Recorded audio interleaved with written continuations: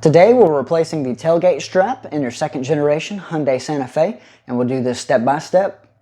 This is Caswell's Kappa. Let's get to it. First, we need to remove this panel.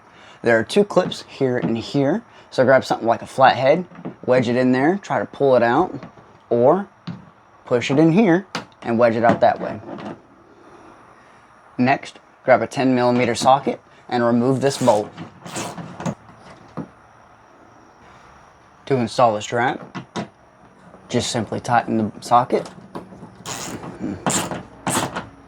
Before putting the panel on, make sure your strap is straight or the panel will not install correctly. Get the bolt snug. Once the strap is straight and the bolt is snug, just take your panel, pop it in place.